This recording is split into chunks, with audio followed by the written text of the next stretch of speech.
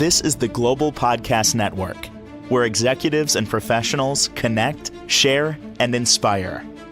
Stay tuned for the conversations that drive success.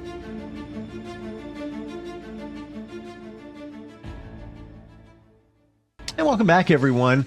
She can help you if you are a licensed massage therapist, advance your career, and support a portion of our population that really is underserved at this time. And it's an ever-growing segment of our population, the geriatric portion of it. She can get you certified in a weekend for geriatric massage. But we're going to learn today that it's more than just geriatric massage.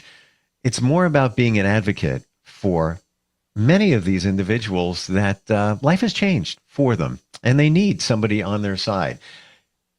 She's a licensed massage therapist, educator, owner of Daybreak Geriatric Massage Institut. Dawn Castiglione is back with us.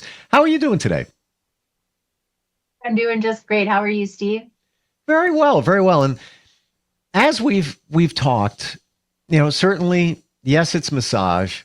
It's beautiful. There's a connection there, physical and emotional. But there's more going on there for this segment of our population than I think many of us realize. Can you tell us more? Yes, and this aspect of the geriatric massage therapist job really came to light when I began receiving a lot of questions from students during classes, students who maybe already had some role in the capacity of working with elderly or degenerative illness. And so some of those things that they asked about, or topics that keep recurring in their daily service to these folks, are things like when things aren't going quite right in that person's life. It could be physical, it could be an emotional thing. Sometimes we are the only advocate for that senior. We're the only one who sees them on a regular basis in surroundings where we have time to notice the little things. Things like bed sores. If we're going to massage a person, we need to know if they have a bed sore, pressure sore, because if it's infected, we're going to cancel the massage that day. If it's just starting, you may want to point it out to someone, a caregiver or a family member. Things like that. Do their nails need cutting? Are they being treated with respect when a caregiver walks in or out? It's not that we are the police, the elderly police, if you will, but often just having a raised awareness of some of the things they're going through can be really important and crucial in being part of the team that helps them get the best care. For sure. And I guess we should consider too that many of these people, maybe their family's not in that area, and they can't regularly be there.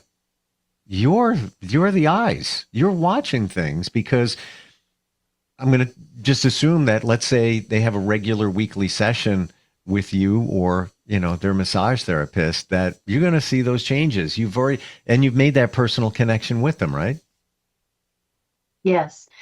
And it's a lovely thing to be the person they look forward to coming in the room, rather than, we talked in the past about, here comes another caregiver to bathe me or clothe me or medicate me or toilet me or feed me, or, all of those things that require energy of the client. And while they get, if you will, for lack of better terms, serviced, really, like all the services that caregivers need to provide, and they're busy. It's not that the caregivers are bad people. A lot of times it's the best care possible, but the schedules and the amount of clients that they need to care for makes them not necessarily give poor care, but quick care, so they can get to the next resident or the next client. And so it's just a nice filling in of the blanks to have someone there who's on a consistent basis with them, which would be a massage therapist who comes in once or twice a week, and just keeping an eye out for them and being part of that whole healthcare team circle we talked about in the past, to keep an eye out for the person. The person's health and well-being is always going to be our number one issue. Can you give an example of maybe a scenario that you encountered working with the same person every week and how maybe you picked up on something and either reported it or made it aware? Yes, I was working with a dementia client. So they were in a memory care unit. They had years ago had a stroke. And so one side of their body was, affected by the stroke, the opposite side of the brain where the blood issue took place. And so their hand was completely shut all the time. And over the years, as a person's hand remains closed, if a caregiver does not consistently get in there and put a little washcloth or some sort of a brace in there, something to open up the fingers just slightly, what you'll notice is as their fingernails grow, there's a tendency for the nails to begin to cut into the skin. And there's already a problem with keeping that area clean, right? There's going to be dirt. There's going to be perhaps food stuck in there, just bacteria. And if the hand doesn't open, we've already got dirt. Now, if we have a cut on top of it, we've got a big problem. And if a massage therapist can go in, as I did with this woman, and work diligently, sometimes it's just at the base of the palm of the hand, the heel of the hand, to just soften and warm that. You could spend literally 20 minutes just doing that. Until you can kind of get a little bit of an edge in, maybe with one finger, and then work your way in. And once you get it open, even just the tiniest bit, wouldn't that be a great time to call the caregiver and say, all right, the hand is open. Is there someone who can clip their nails, or did you want to clean the hand, or what's going on here? How can we work together to improve that one situation? So that was one of my first exposures to realizing how important my role was in keeping an eye out on these people. Oh my gosh. Wow. Like seriously. And I can't imagine if you weren't there advocating for that. And I understand facilities are busy. They have multiple patients, all of that. So maybe they can't keep their eye on everything, but that sounds like something that could be quite important, especially if left unnoticed. Wow.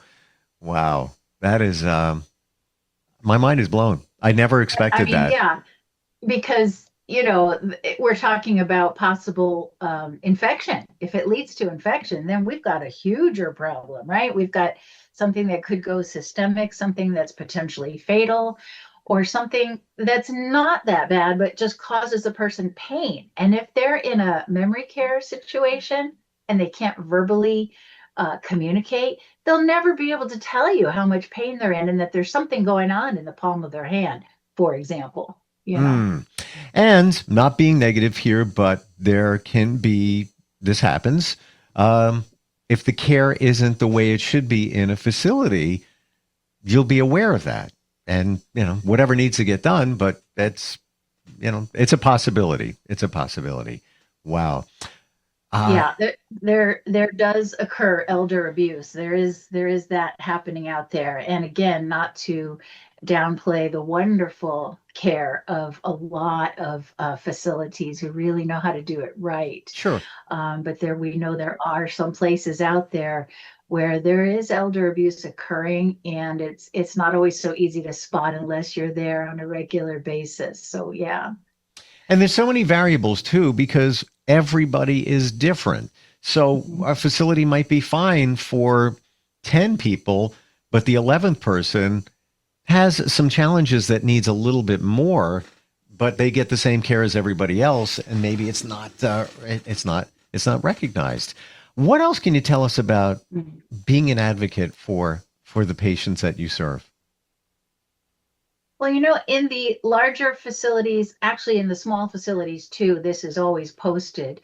But it's a big sign that talks about, resident or patient advocacy. And it's a large sign with big letters and big numbers in case they need to call for help. There's an ombudsman who will help to represent or facilitate whatever is going on that's negative in that person's life. And there's always a phone number they can call. Well, what if they don't see that sign, or there are a million what ifs, right?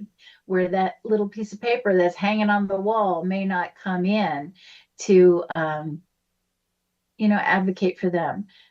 So you and I become that human element that can just bring a little sense of specificity to their need. So if we do see something that's going on, we can either notify a family member about this phone number. We're not going to dive in and hire an attorney or Sure. blow a whistle where there may not be an issue.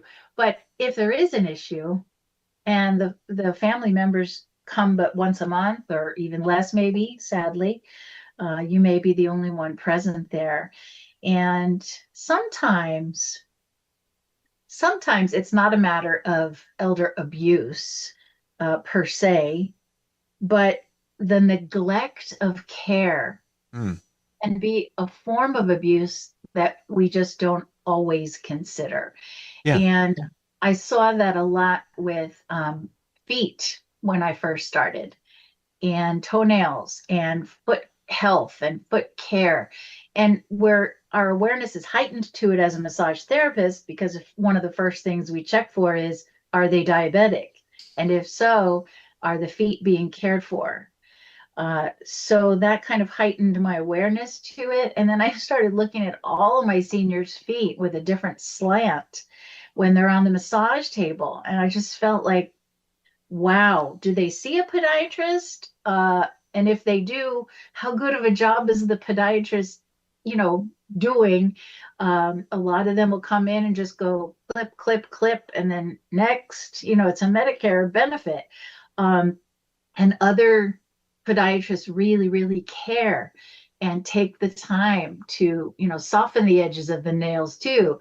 But they're not always going to soak and massage and, look between the toes and clean things. And gosh, that wasn't in my wheelhouse either. I wanted it to happen for them, but I'm not a podiatrist.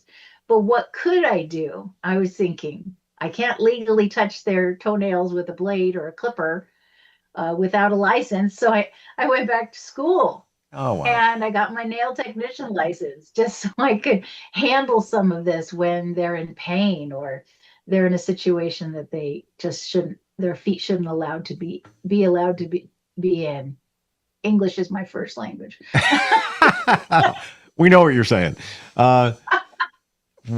And yes, I just to make it clear, we're not talking per se about elder abuse, but some facilities may not put the focus on certain things that maybe need a little more attention. That's all, and then podiatry possibly is one of them.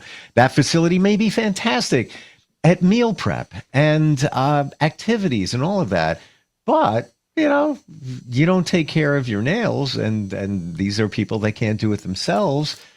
You got to challenge. Wow. Learning a lot today. We've talked before that it's not just about massage, but now we're going layers deeper in terms of what it's like to support these people, and it's beautiful. It really is. What else have we not hit? Trying to look at it from all angles. You kind of just reminded me about something when you said, they may be good at preparing meals. And they may be very good at preparing meals, but often in those places where it's not independent living or assisted living, but further care like skilled nursing and so forth, they may, they're not going down to a dining room, let's say, and they're just having a tray brought to their hospital bedside.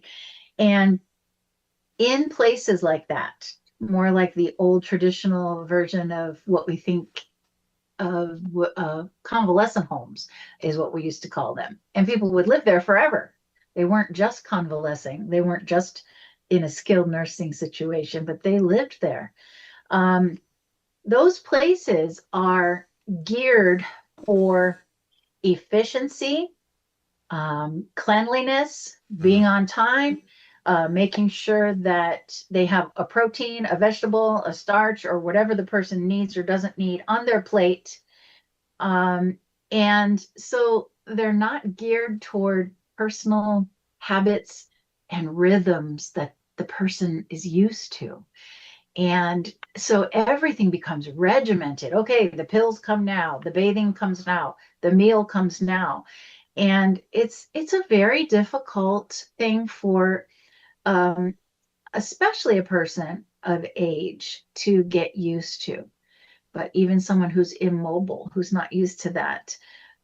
So, talking about massage therapists sort of coming in at all different angles, it's just a breath of fresh air when you go in there. And I think it's important for the therapist to remember that you might be bringing the bag of joy that they've been waiting for a long time. Mm-hmm. Mm-hmm. And my view of older folks is the little things become the big things. Mm, absolutely. It could be you showing up could make their week. It Mhm. really, really, really could. Absolutely. Reframe, refocus. It's just there's so much going on there than just the massage. Now you've shared with us your journey very clearly, Dawn. We never really got into the different places you've worked over many years. Can we just as you think back, yes, I worked there. I'm not naming them, don't need to, but the types of scenarios that you've been involved in. Could you Mhm. share? I can. Yes, I'd be happy to. The first scenario that I invited into my life, if you will, would be the assisted living facility. And the reason for that was kind of twofold. One, there was a facility near my home, and I wanted to work close to home. And number two, there was a larger number of people that needed assistance, and they were all under one roof, larger number of people in one building. So I knew that if I was going to try and make a go of this as a way to earn a living, as well as ministering to these people, um, I would have to be in a place where there were numbers because Okay. I couldn't just do one a month and earn a living, right? And so it was a nice place to have multiple clients under one roof that I knew would at least try me out and we could form a relationship together with. And then I moved on to memory care. And for a long time, I thought, gee, maybe I'll just do memory care because there's such a huge need there. Wow. And you have the opportunity to see even more people in a 1 hour setting because sometimes it's a 5 to 7 minute interval where you're just massaging the hand or just massaging the shoulders. So there's another scenario where you're seeing multiple people um, under one roof. Then there was a chapter where I went Hmm. sort of into Parkinson's as a specialty. And I was kind of led there. I didn't say, oh, let me look up Parkinson's people. I was led there. And those folks are often still living at home. So now I found myself driving down to Mission Viejo, down to wherever, up to wherever. And I'm like, okay, wait a minute. I have my time, my gasoline, my, energy being splattered all over the county. You have to be careful of, where you place yourself. So it's a really good question that you asked. There are a lot of different places that you can be. You can onesie twosie it if you want to be on call only, maybe. If you need more of a living to earn, you may want to start where there's a group. And my favorite place that I ended up was in the board and care. And that's where I am now at 4 different board and care units. And a board and care is simply a term that's used to mean someone took a large house and they converted all those, little rooms in the house into hospital bedrooms. So they usually have a cap on the number 6. So there won't be more than 6 residents living in this house with 24-hour care, medical attention, meals being made, Wow. meds being distributed. And I like that because it's a little more intimate. You have that relationship with the caregivers there. It's just a smaller circle. And the family members, when they visit, oh, they're always so happy to see that you're with their loved one. And, it's a nice, intimate atmosphere. So you're right. There's a lot of difference. That one sounds like a less clinical atmosphere because it's in a house, if you will. But they're still getting a level of support and care that they need medically. And just kind of curious, with those 4 locations, is it all under the umbrella of one system, one health system, if you will? No, they're all independently owned and operated. Well, that's interesting. I've never heard that term, boarding care. Wow. Mm-hmm. And you just hit upon something that I don't think we've talked about or even enough. The reassurance for the family members. You form that relationship with them. So they're happy to see you. And they, I'm all about energy. They pick up on your energy. It's like, oh, this Dawn is good for Mom. Wow, I'm so grateful that she's here and we met her. Yeah. So much there. Someone's showing up for them. Yeah. Yeah. And when you say it's more less clinical, I'm going to say that's less clinical in a good way. Yes. No, I meant it that way. Yeah. Yeah. All of the same medical details are being attended to, and maybe even more so because they have more one-on-one attention. Yep. And these places, although they're independently owned and operated, they all have to go through the rigors of getting approved and licensed and inspected. And, they may actually have more attention paid to that side of things because of that, because they're independent. Yeah, I'm not taking anything away from that. It was just more of the feel if it's in a house as opposed to a facility. Gotcha. Yeah. It's just the feeling. The care could be exactly the same. That you could have a medical facility with 6 beds, and that's it.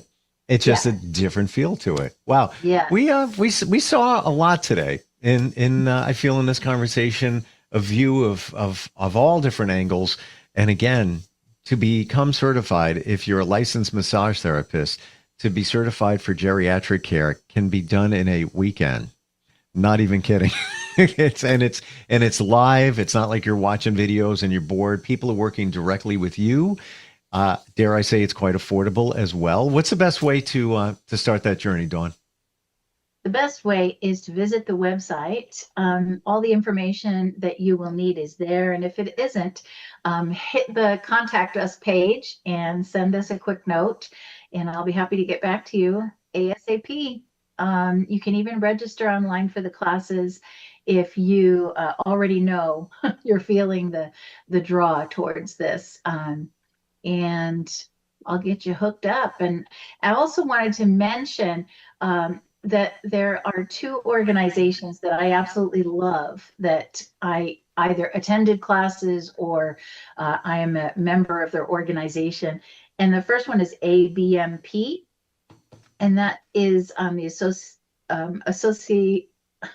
Association of Bodywork and Massage Professionals. And that's just one of several companies that provide, liability insurance, but also continuing education.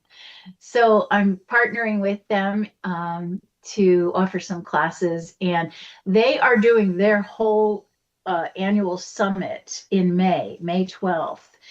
And it's completely free to massage therapists. So log on to abmp.com and check them out. And the other organization is called Heal Well, and their web address is healwell.org.